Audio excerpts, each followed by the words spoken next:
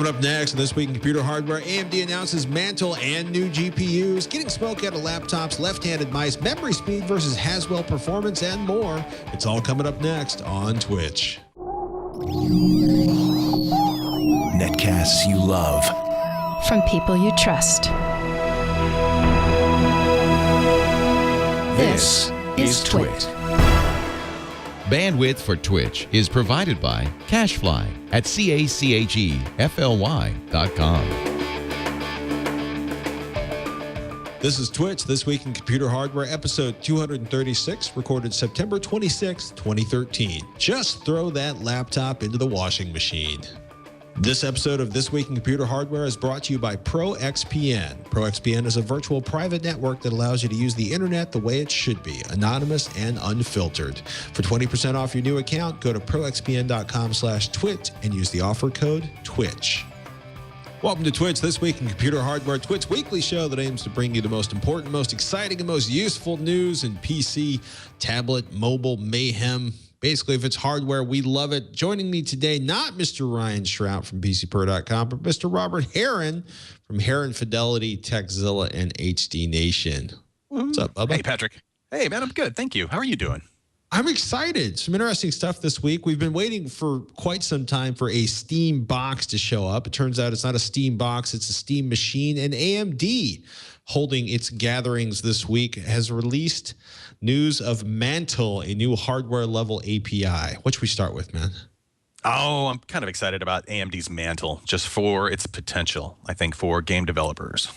So the idea is that it's a low-level graphics API allowing basically direct access from the application to, or direct access to the API that speeds up access from the application to the GPU.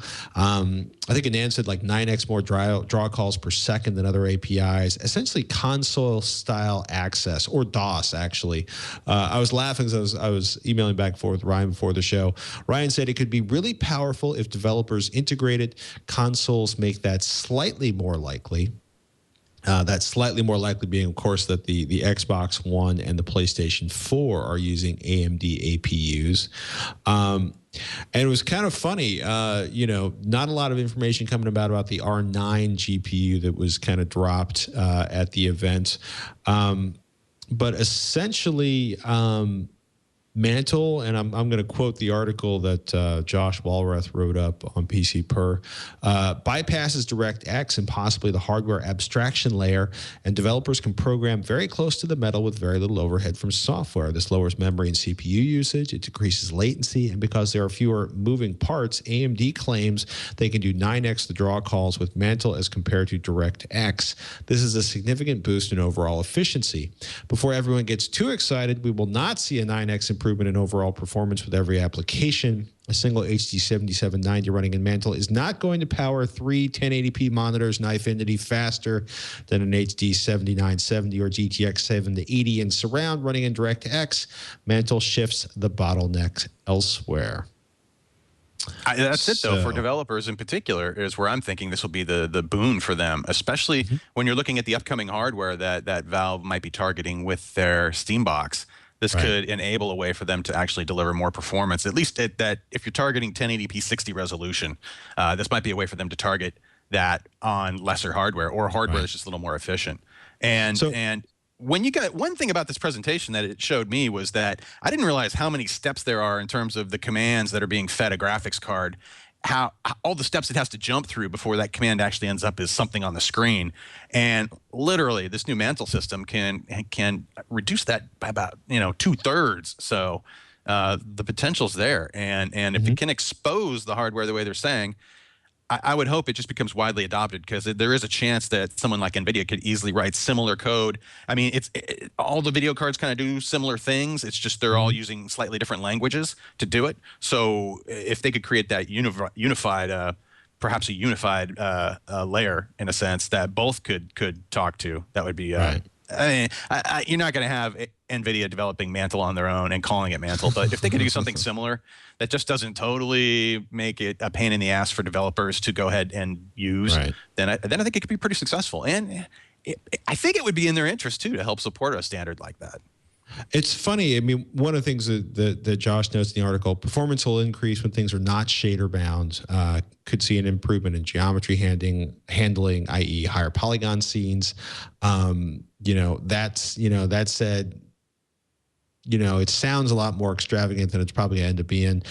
In applications that require multiple shading passes, complex lighting, tessellation, deformation, we might see improvements in the single-digit percentages, perhaps as high as the low teens. Still, it is an improvement. It's interesting because part of this is based on, I guess, work that both Sony and Microsoft have been doing on consoles for quite some time. So it's interesting. It's just very DOS. That, and also too, you think with the current library of Steam titles and making sure you can get all of them to work, or as many as you can to work easily under Linux and other operating systems, Mantle might be a way for them to help do that further. And they're not targeting perhaps maybe, well, probably are in the back end, next generation games, but for current generation hardware and running the current library of games, that might just help tip the balance in terms of making a performance piece of hardware coming up with the Steam boxes that can drive the current title of games that are out there beautifully, at least as good as current PCs can do it. At targeting like I said, 1080p 60 for the living room environment and what people will likely be connecting those boxes to. In terms of additional announcements, the R9 and R7 series were announced yesterday by AMD. R9 series for gamers who demand the best, and the R7 series, the power to do it all, which is a polite way of saying these are both awesome. AMD wants you to not be ashamed if you have to buy an R7, but essentially 5 products: R7 250, R7 260X, R9 270X, R9 280X, R9 290X. I loved something for everyone. Yeah, well, and from what Josh said, AMD basically said, yes, the R9 290X exists, and it has some new features that we are not going to really go over at this time. Is it 4K? Yeah. Potential 4K issues? Who knows? Well, it's essentially the breakdown. The R7 250 is 1 gigabyte GDDR5, $89 in September, 3D Mark Fire Strike scores, and that's the only performance information they were giving, over 2,000. The R7 260X, $139, 2 gigs of GDDR5, 3D Mark Fire Strike, over 3,700. The R9 270X, $200, 2 gigabytes of memory, 5,500, over 5,500 on the 3D Mark Fire Strike. The R9 280X, 6,800 on the Fire Strike, $300, 3 gigs of GDDR5, and our most powerful GPU yet, the AMD Radeon R9 290X, and apparently it's going to cross 5 teraflops of compute performance, which compares to 4.5 teraflops, not plops, teraflops for the GeForce Titan, and there's a pre-order for the R9 290X Battlefield 4 edition, which includes Battlefield 4. Will be available for pre-order October 3rd, and that's all we know about the that's all we know about the 290X right now. I'd like to. Well, I can't wait to see somebody finally get 2 290Xs to see if that'll do 4K 60 in terms, or 2160p at 60 in terms of providing the fastest 4K experience you can. Anyway, we're talking about a card yet that, for whatever reason, they're not releasing all the specs on that yet, but that'll be coming soon. They just wanted to release enough information to slow down Titan sales. Could be. Didn't they also just release a new update for their driver packages too? Oh, probably pulling that one out off of a other story I read recently, but they finally offered. Go ahead. Go ahead. I was going to say they have this. They have a similar driver tester tool now, which will help optimize your gameplay experience. But apparently, will do a couple of things that the current Nvidia similar product does that it doesn't, or vice versa, I should say. So that was one thing I wanted to look up, but I'll check into that, and if I can remember it, I'll bring it up later. But copy that. So, Untoward, the chat room says, SteamOS Steambox, what is known and what does it all mean? So 3 announcements from Valve this week. Announcement 1 was the SteamOS, essentially a dedicated version of Linux optimized as a Steam gaming platform. Announcement 2 came yesterday of the Steam Machines. And then a third announcement is expected on Friday. Essentially, here's what we know about the Steam Machines, aka the Steam Box. It will ship in 2014.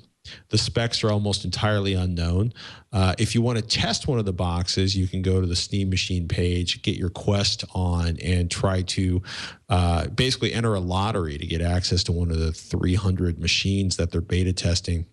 You know, Valve says a powerful new category of living room hardware is on the horizon. Join the hardware beta now. Choose the model right for you in 2014. So essentially, my understanding is they're all running SteamOS. It's a mixed bag of hardware, basically, or I should say, a grab bag of hardware. These are prototypes. So they're getting them out into the field, and there's just 300 boxes. There's a lot of Steam users. 300 boxes isn't much. No, but that's a good first step for testing. I mean, clearly they're inching it out just to make sure that what they are putting out at this point will actually, you know, turn on, not blow up, and start probably hand selecting some of the most popular or just most prolific users of Steam currently. And if you look at the requirements for that too, that it's not. Anybody could hit that pretty well, but it also means you're experimenting with everything from console style gaming to PC style gaming, and you're ready to go for the most part. And I need to get myself a console style controller though, which I will be picking up shortly. Basically, you complete the steps, which includes playing a game with a gamepad in big picture mode. So basically, they want you to get your living room gaming on. You need 10 Steam friends. You need a public Steam community profile. You need to agree the beta terms and conditions. You need to join the Steam Universe community group. And once you've done those things, if you do them before October 25th, you will be part of the pool from which they will choose the beta participants, the hardware participants. It's exciting. But yeah, basically, they will have multiple Steam operating system machines to choose from in 2014. They are not moving away from Steam. They are not moving away from Windows. They are not moving away from Mac. You know, it's interesting. Oh, here it is. A small number of users, 30 or less, will be chosen based on their past community contributions and beta participation. The remainder will be chosen at random from the eligible pool. Creating multiple Steam accounts will not increase your likelihood of getting it. And basically, they are not revealing any information about the prototypes at this point. No. I would assume they are at least of Xbox One and PS4 quality, and above and beyond that, there is not too much information to work with. I'll be curious to see what graphics hardware they go with on this, whether it be integrated or discrete, probably integrated. The big question is who? Are we talking Intel 4000, or are we talking AMD, or maybe a notebook style chip? Those are all the questions I have right now in terms of that. The rest of the hardware, you know, it can be pretty much, I'm not going to say anything, but it can be, there's a pretty wide selection of different hardware types you can have out there. Probably won't have an SSD in it, although that would be a nice thing to have just for performance wise. But, you know, with a relatively decent CPU, it comes down again to the graphics selection. And I'm thinking too, this again kind of leads me back to Mantle. And will it have perhaps one of the newer integrated parts you can get from AMD in order to take advantage of their performance possibilities with the new Mantle package for the developers? So, and it's also how you're going to do some conversion and carry over some of the titles in the library, in the Steam library, and get them to work on different platforms when they weren't written specifically for that anyway. So that kind of translation programming hopefully will help. We wait with bated breath. NVIDIA mends open source documentation for Nouveau, writes Scott Michaud up on PC Per. You know, AMD commits numerous updates to the open source driver community 3 months ago and has otherwise assisted the Linux community in the past. NVIDIA, not so helpful to the Linux community. There's sort of a legendary blow up where Linus Torvalds basically called out NVIDIA, and magically a few weeks later, NVIDIA updated the Linux drivers for the NVIDIA GPUs, and all of a sudden there was like 50% more performance available for Linux gaming or Linux 3D activity. For a long time, too, the NVIDIA drivers, well, after that incident, the NVIDIA drivers were the easiest to deal with if you're going to do one of the Linux distributions. You usually would have an auto installer available if you wanted to use it at least. So it made it usable, if nothing else. Well, it's funny. So there's basically the article lists links to the list.freedesktop.org/archive/nouveau/2013 blah blah blah blah blah. Hi Nouveau developers, Nvidia is releasing public documentation on certain aspects of our GPUs with the intent to address areas that impact the out-of-box usability of Nvidia GPUs with Nouveau. We intend to provide more documentation over time and guidance in additional areas as we are able. They've posted a document on the DCB 4.0 specifications that documents the device control block layout and the vBIOS, describes board topology, the board's display connectors. A few of us who work on NVIDIA's proprietary Linux GPU driver will pay attention to Nouveau at list.freedesktop.org and try to chime in when we can. Information if you have a specific question for NVIDIA. Quote, many from Ars Technica to our staff discussions at PC Perspective note how the change of heart aligns with the SteamOS announcement. I do not really believe these events are related, if only because I doubt NVIDIA would wait to contact developers until Valve spoke up. I would have to expect that SteamOS would not be a surprise to NVIDIA, especially after Gabe Newell discussed Maxwell virtualization all the way back at CES. So it's interesting. It'll be interesting to see whether or not, because we were experimenting earlier this year, late last year with Linux gaming on Steam, and it was painful, at least for me, in terms of driver support, getting things to run as well as we would like it. It'll be interesting to see where that one ends up. Interesting article, I thought, was up at AnandTech looking at memory scaling on Haswell and basically answering the question of how much does memory speed matter when you're using the latest Intel processor. So they did DDR3 1333 to DDR3 3000, basically G-Skill, I guess, ponied up a whole big pile of memory. And it's really interesting. I'm going to tap into some of the summaries here because I really want you to, give the traffic to PC Per, give the traffic to AnandTech, give the traffic to anybody we're doing articles from so that they can, pay for the time they put into these articles. But, quote, while memory speed did not necessarily affect our single GPU gaming results for real-world or IGP use, memory speed above these things can afford a tangible 5% difference in throughput. So avoid DDR3 1333 and DDR3 1600. Megahertz matters more than TCL unless you compare over large megahertz ratings. So it's interesting when you're kind of looking at the performance issues. As a general rule, below 2666 megahertz, the performance index provides an extremely rough guide as to which kits offer more performance than others.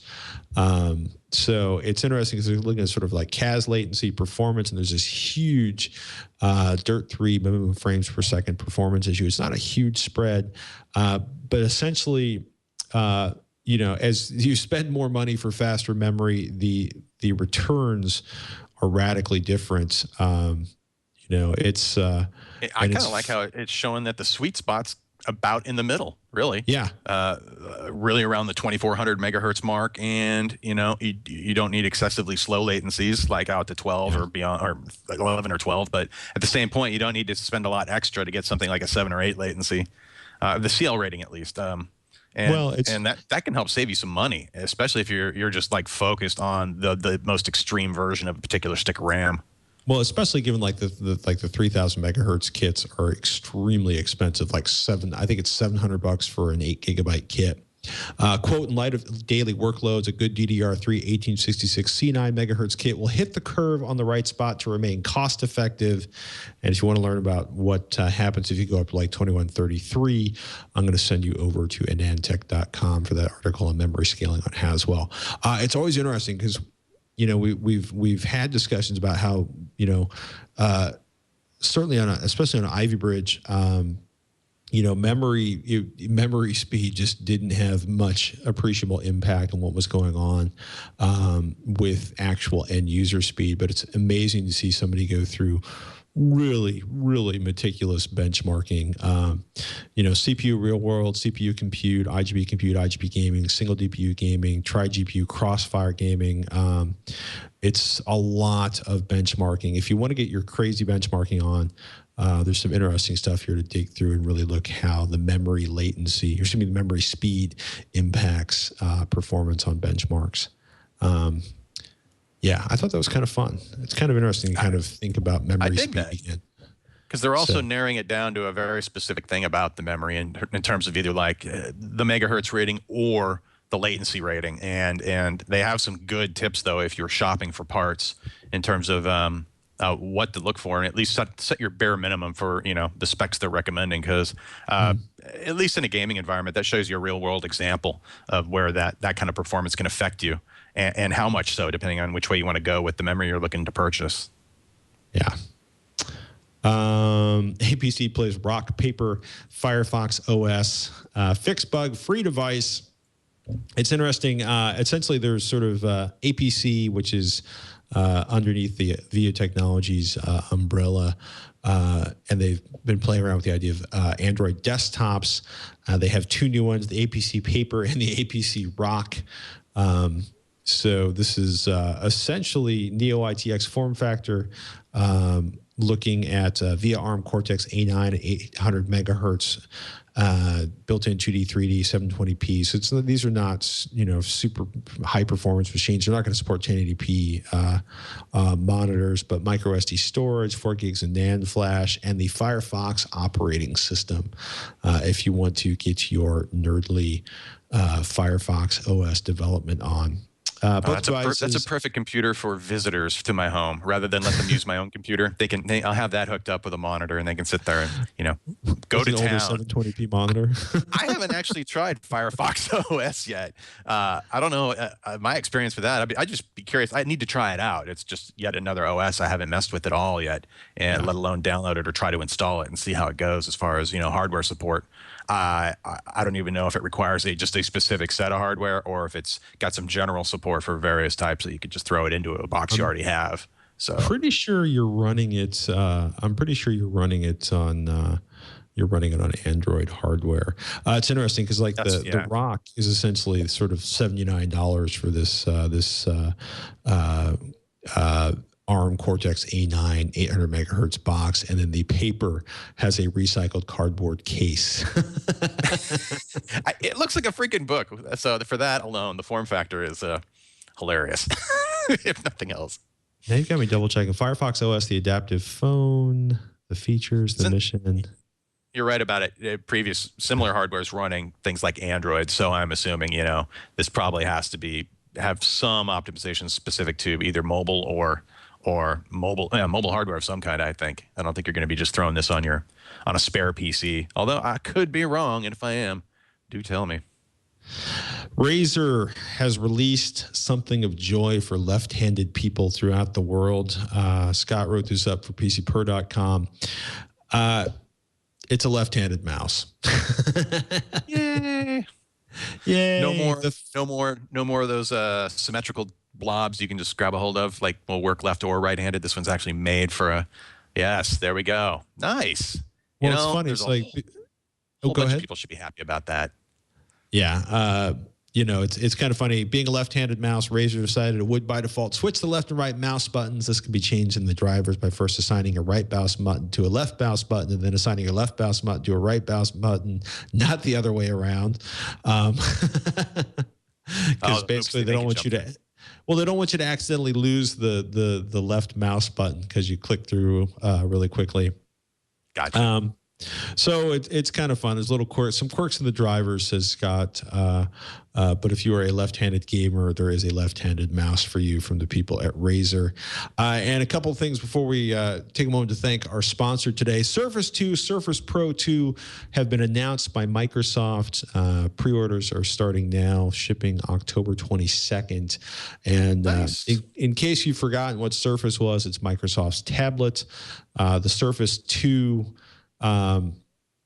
and the Surface Pro 2, of course, being their full-on Windows 8.1, the Surface 2 being their RT operating system based tablet that they did not have a lot of luck with in the last iteration. A friend of mine this time around is at least happy that they've now incorporated dual monitor support. So with the docking station, if you want to give this a shot, it has a lot more functionality than it did before, at least on that level. And I'm hearing good things too about the new keyboard and the covers in general. So it seems like a very good polish of the previous release of hardware. So a good evolution, if nothing else. And Wait a minute, I need to try one.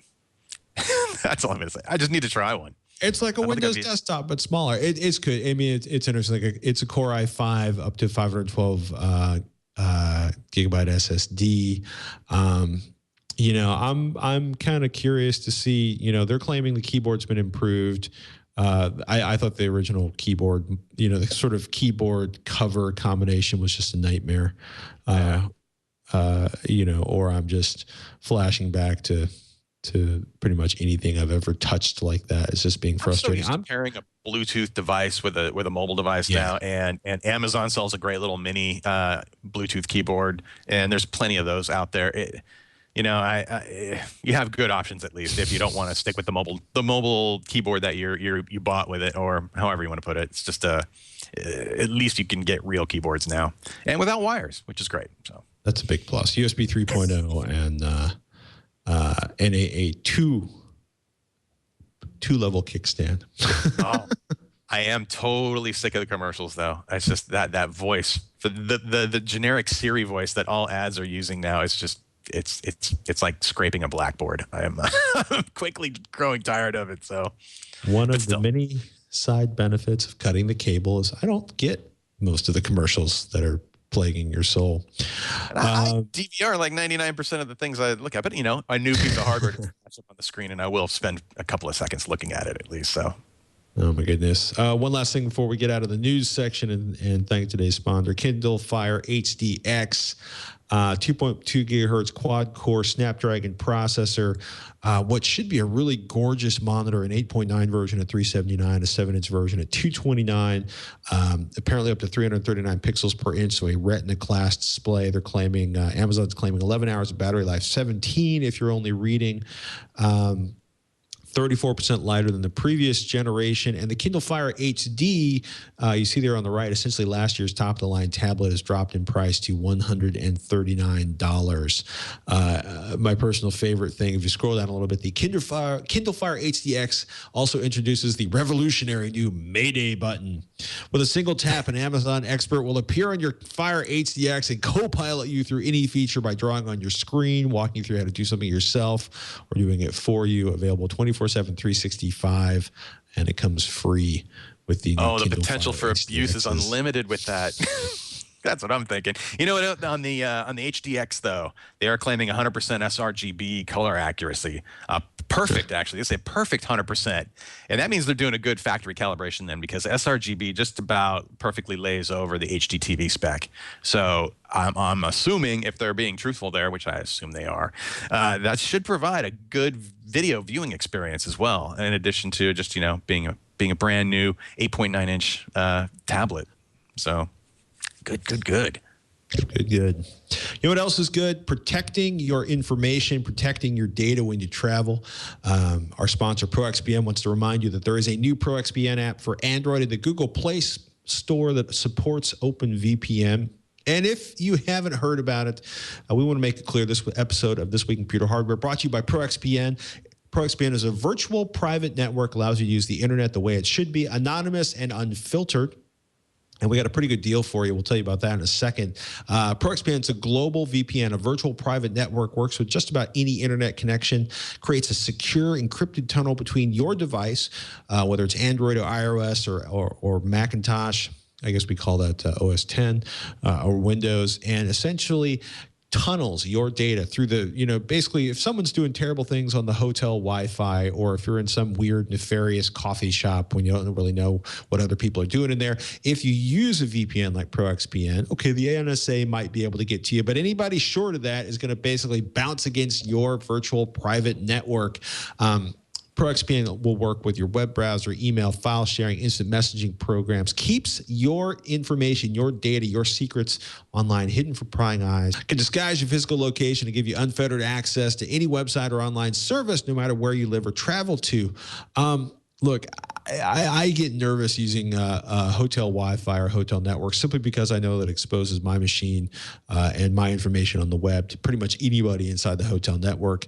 ProXPN is going to protect you with a 512-bit encryption tunnel. You can choose OpenVPN or PPTP. You can basically hide what you're doing from your ISP if you're afraid of the 6 strikes rule. You can keep your personal internet usage at work private if they allow you to run a VPN. You can bypass internet filtering. You can bypass blocked websites. You can bypass geographical restrictions. For example, I can't look at a lot of curling video in Canada, but using ProXPN, I might be able to do that. Or if I wanted to take a look at television that's only available in the UK by using ProXPN, it could pretend that I am actually in the UK or Canada or somewhere else or Asia and bypass geographical restrictions, essentially making your connection region-free. iOS, Android devices are supported. And as we mentioned earlier, there's a new ProXPN app for Android in the Google Play Store that supports OpenVPN. It's Steve Gibson, who I've known for years. I should be able to say the man's name. Gave it a great review on Security Now. And Steve is more paranoid than Robert or I could ever aspire to be. So if Steve says it's safe, it's worth trusting. Check it out, people. ProXPN.com/twit for more information and to sign up. ProXPN premium accounts are normally $9.95 a month or $74.95 for an entire year. We've got a deal for you. If you use the code TWICH, TWICH, you'll get 20% off for the lifetime of your account. That's a big amount of savings. 20% off is a big deal. Do us a favor, support Twitch by going to proxpn.com/twit and signing up with the code TWICH. That's going to get you 20% off for the lifetime of your account. That means ProXPN can protect your data, can basically make you region free on the internet, keep you what you do away from prying eyes for just less than $5 a month on the yearly plan. That's a really good deal, people. Check it out, proxpn.com/twit, and use the offer code TWICH. And we want to thank ProXPN for their support of This Week in Computer Hardware. And hopefully I'll be able to speak for the rest of the show. Oh, yeah, you can speak. There was a couple of tongue twisters in there. I'm afraid to look at the chat room. They're being awesome. They are awesome. Cadis in the chat room says, Robert, that new Samsung OLED that Leo got, quote, you want to be alone with that TV, unquote. I need some quality time, I said. And by that, I meant if there are any distractions when you're trying to really study a display device, you're going to miss something. And so I can't be 100% sure when you have, like I said, a couple calibrators in the room working on a set, suggesting different things and under a time-limited situation. It's just, that's not a test lab environment. That's like a home calibration environment. And so it would be nice to put that under a more test lab-ish environment and put that through the ringer in terms of I'd like to run some more video processing tests. Samsung's usually really good with the video processing with their own in-house built chips in terms of how they deal with different signal formats and up conversion and really one of the more capable video processors. And it'd be nice to actually just test the living crap out of that. Make sure it is doing what it's supposed to do with content like a DVD movie and a Blu-ray and everything else. In addition, it's just any excuse to spend a little bit more time with that set. That was my first experience with an OLED panel of that size, at least, ever since the XEL1 from Sony a few years back now. And this one shouldn't turn yellow like the Sony, right? Yeah, that was, well, hey, also give credit to Sony. At least they put something out so far ahead of its time. There was nothing else like it, and it looked beautiful for that 11-inch screen in the day. It looked great on the nightstand. But and ideally, I would like to get a couple of OLED screens side by side to do a little A/B comparison. Get them both, get the LG and the Sony side by side, do some calibration. Take a look what the measurements are, put some content through it, see how they handle things like dark detail. And I am assuming, based upon what I looked at with Leo's OLED TV, out of the box, it wasn't bad, but but it has the performance or the potential to be calibrated very nicely. It tuned well. And I wouldn't mind making some suggestions too about what they could improve in future designs or with firmware updates. I'm real peculiar about things like how good the controls actually work, and how granular adjustments are. There's nothing worse than making a relatively tiny adjustment and having it make a big change on the screen. It's better to have the other way around. That's something I will say that Vizio's done really well lately. They provide a huge range of control, like say 0 to 512, and it's stuck in the middle at 256, and each little motion just moves the setting a little bit, and so you can get very precise in terms of what your setup is, and I like to see that in modern displays. And the one thing it's missing that I'm just not freaking out, but it amazes me that more people haven't jumped on the auto calibration possibilities with software like SpectraCal's CalMan and the appropriate meters. These TVs you can get through about 80% of the work in an automated fashion if the support is built into the set properly. And it might be just a matter of licensing. It just could simply be, they haven't approached the right people to get the right conversation started, but who knows? That's something I will ask them if not at CES in January, but much sooner as well. And I will give credit to some friends of mine at Samsung. They were very good about providing some good calibration tips, things to look for, and things to look out for in terms of when you go about manipulating the controls for adjusting things like white balance. I couldn't ask for more than that, and they were very good. It's like, oh, by the way, don't do this. You're going to ruin the black level. And it's like, okay, I'll make sure not to do that. And at the same point, on that TV, it also provides a lot of great video processing features for dealing with things like film versus video. And I want to spend some more time with that multi-view system to be able to. I want to test it further to see what combinations of inputs can be used in a dual view setup like that, where you and a partner are both looking at completely different content on the same screen.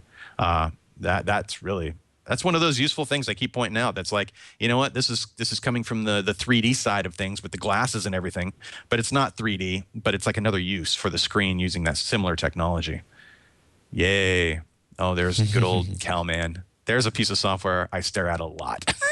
Yes, you and do. I absolutely love it, man. I haven't used anything better, although there are some open source products I do need to take a look at, and so I can provide adequate feedback for folks in terms of if it's something they should be checking out or not. And that gives me a great excuse to download those programs. Yep, a couple of people sitting in a dark room, staring at a screen, making sure you blink. Got to blink. That's all you got to remember to do. So your eyes don't fall out of your face. Seriously. Bug Smash R. Robert Heron, what's up with the latency in game mode on Leo's OLED TV, that HDT, that Samsung TV you were just talking about? Yeah, it's just, I don't think that was the priority when building that set. Or it almost reminds me a little bit, though. The controls of that TV and how it reacts in a gaming environment are both very plasma TV-like. It has internally quite a bit of latency, as do just about every plasma display I've ever looked at. There's a lot going on before it actually sends the signal to the pixels. And in the case of this set, it could be just simply one thing. They're either not able to optimize any further, or that was just something that this time around wasn't the priority. I could see this set really becoming the centerpiece in a lot of people's living rooms or bedrooms, and I don't know. I'm not to say it's not a bad gaming system. It's just for certain types of games, there are probably better options. And when you compare it to something like that Sony W900A that we looked at recently on HD Nation, it had a latency for gaming with game mode enabled. I believe it was 19.3 milliseconds, which is effectively less than a frame on the screen. So that's pretty close. Without a doubt. And you got to look at, without a doubt, you got to look at Master and Commander when you're looking at TVs for the fog scenes and the sound effects, although that wasn't so much of a concern with sound, but there are a few good dark detail scenes in that movie as well when they're beneath the deck of the ship with candlelight. If you watch a movie enough, and especially if you've watched it on a good CRT or something that gave you a real accurate representation of what the director or the film producer experienced when they were editing it, and they sit in front of very expensive monitors that are professionally tuned to make sure they're accurate when they're building the movies. So just have something like that on the screen and to be able to use that as some reference material, that's always a treat too. And it's a fact it might be a movie you like. People tend to use clips of movies they like if they can find certain sequences or content that suits them well for determining either picture performance or just things like skin tones or even saturation levels. I often use that disc Samsara, which is in the same vein and same group, I believe, as the folks who did Baraka. But there are certain sequences in there that it's shot in real world situations, but it's just an amazing bit of color and beauty of the natural world. And you're like, wow, is that real? It's like, okay, make sure I've seen this on a properly calibrated set first, because I don't want to think that exaggerated green or that lack of red is the way it's supposed to look. You want to make sure it's as close on as it can be. So Nathan wants to upconvert streams. He says, at Patrick Norton, Radeon 7870 versus 7950. Which one upconverts streams and other media better, Blu-ray and 3D? The reality is for basic 1080p Blu-ray performance or video playback, any GPU, including the one, and I don't want to get into some of the 24 frame per second 3.2 pull down issues with some of the earlier Intel onboard graphics, but any discrete GPU is going to have more than enough power to handle any 1080p monitor out there. 4K, things get a little more exciting, but for the available 1080p monitors, no GPU is particularly going to do that much better than any of the others. The GPU performance that you can actually feel a difference is going to be in 3D video gaming. Totally. And maybe that was the word I kept saying over and over. I can't remember now. Anyway, it was when you're talking about the graphics card itself. Video is so optimized nowadays. It is so hardware accelerated down to the metal, pretty much. That's really not a hard case anymore. And now that they've gone through that whole cycle of, as Pat mentioned too, issues within video. It's like messing up the video playback either through frame rate conversions or whatever.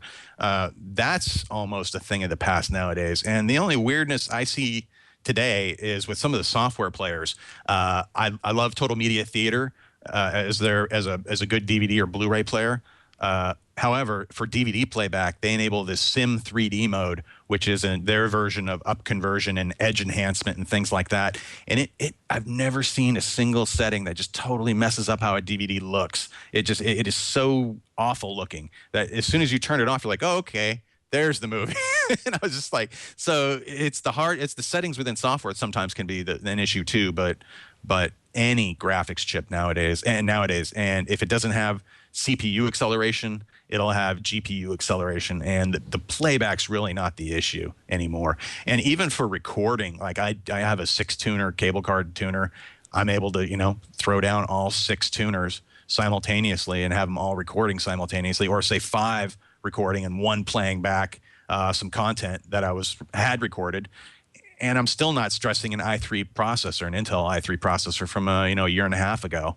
So yeah, don't worry so much about that. Focus on things like getting the box quiet, reliable, and making it very easy to control. Either if you can do it through infrared or through direct command. There's some good cell phone apps out there too that can provide control. But the GPU and video playback, that part's pretty much been solved. As long as as long as the picture quality is looking good to you, and there's not other issues involved, like I said, settings in particular, and that can be anything from color to video processing to hardware acceleration or not. Web 7408, Patrick, Robert, what do you think of fingerprint scanners? And I'm presuming you're talking about the fingerprint scanner on the iPhone 5S. It's cool. It's been hacked. I haven't tried it personally, but. Yeah, I mean, it's kind of funny. There's been a lot of mayhem online. The Chaos Computer Club basically proved that a lot of the existing hacks to bypass fingerprint scanners essentially involve finding a fingerprint, making a high resolution picture of it, printing that out with lots and lots of toner, and then creating like a high ridge, gluing that onto something else, blah, blah, blah. Basically, there's the hack is like 10 years old, and the Chaos Computer prove that, you know, this is a really nice fingerprint scanner and it's just as hackable as everything before it. That said, you know, if you've pissed somebody off that bad, they probably have easier ways to break into your phone or get access to your data than scanning your finger or you know, waiting around for you to put a water glass down so they can scan it. Yeah, there's a lot of things that have to happen for that to work. I mean, A, you have to get a hold of the device. B, you have to somehow obtain the fingerprint and go through your arts and crafts class and create the damn construct to make it, you know, the fake fingerprint. And, you know, that's a lot of work. I am amused that you can use several other parts of your body for fingerprint, quote unquote, fingerprint identification. I've seen people use their nose and other things that I won't mention, but that I find amusing. I hope now that Samsung comes back with say the Galaxy S5 and has an iris scanner for the front-facing or the rear-facing camera that's looking at you. That's one thing I'm just surprised. Is it really that bad? Because I remember a few years ago that they were able to do, we were at a trade show, probably more than a few years ago now, but they had a bank demonstration where they would first profile your iris in the system, but once it was there, you could get within 5 feet of this camera and it would ID you. And you know, and that to me that freaked me out just slightly, the fact that it could do that at distance like that, be able to scan an eye. But still, if it's possible to do it with the cameras on phones, I think that would be, and it can be proven to be made secure relatively. You know, there's always hacking. There's always a way to hack something. But again, it's like, I think the biggest boon though for devices like these is to encourage better security in terms of people using something, either a stronger password. If I could use my fingerprint to duplicate a 9-character password for my Android phone, I probably would do that as my lock.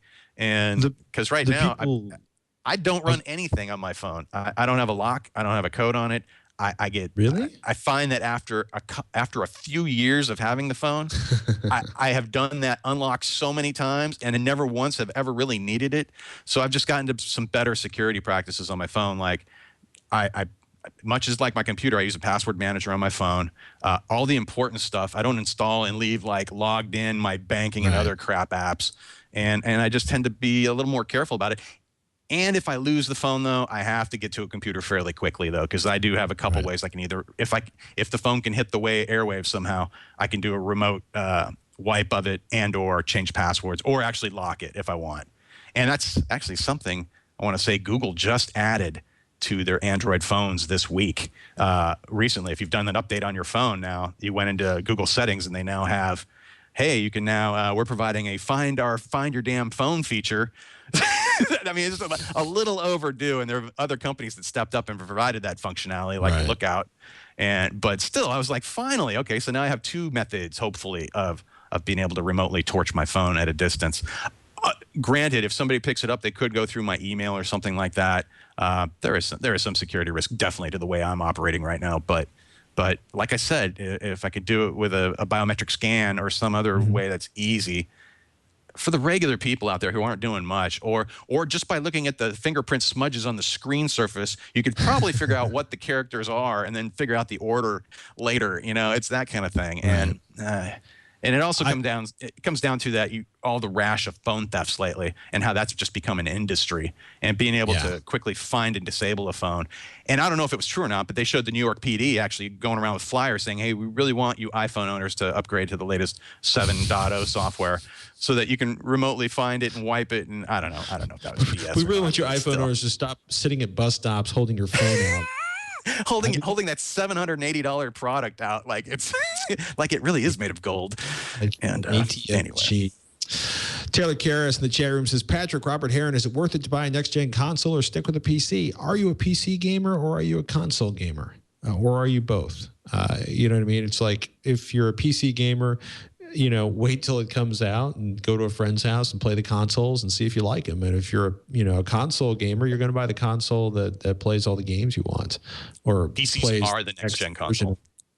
Just get that out of your head right now. If it comes out on the PC, it's going to have higher resolution. It's going to have better online capabilities.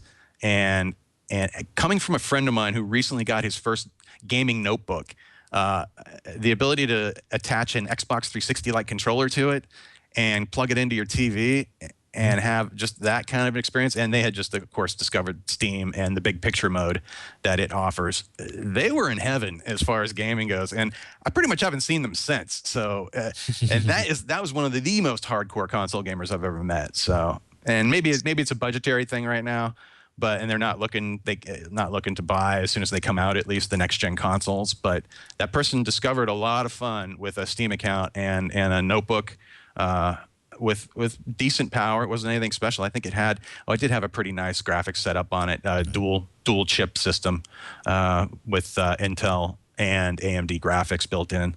But still, it wasn't like a crazy expensive notebook, I don't think. But still, that experience, watching them just light up on a console-like experience with Steam and being able to put that on a big screen TV or just use the screen of the notebook, and they're happy campers. And they discovered Steam sales, which just ruin us all, by the way, in terms of, there's another $5 game I can pick up and add to the library and may or may never play.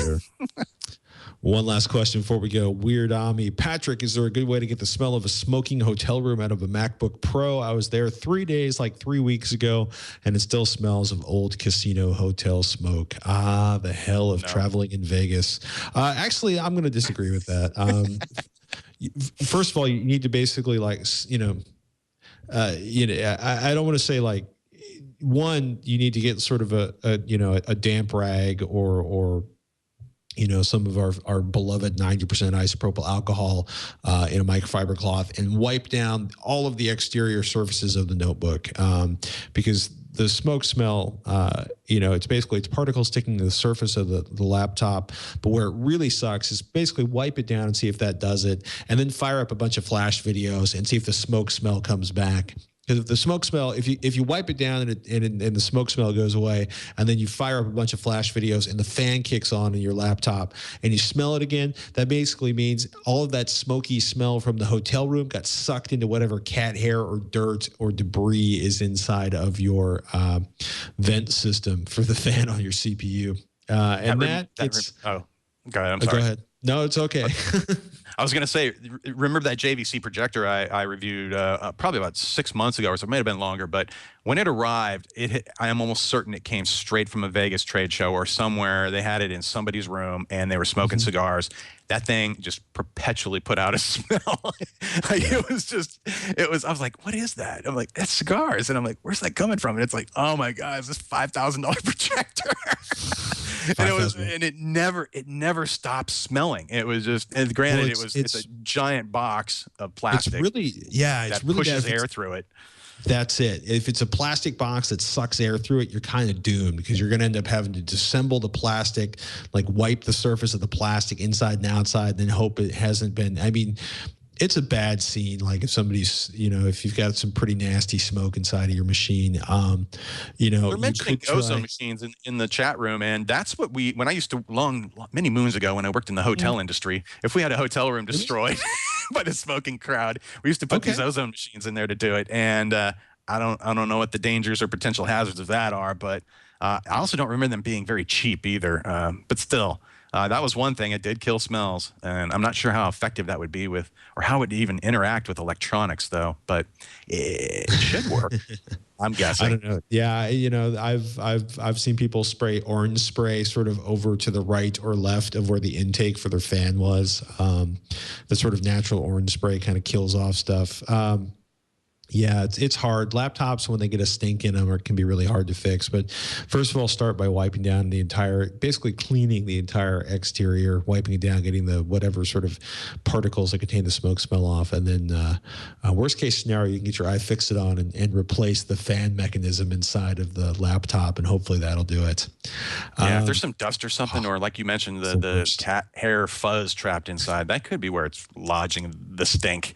But yeah, that's a tough one. I like Trot. Just throw the laptop in a washing machine with some OxyClean, toss it in a box of rice afterwards.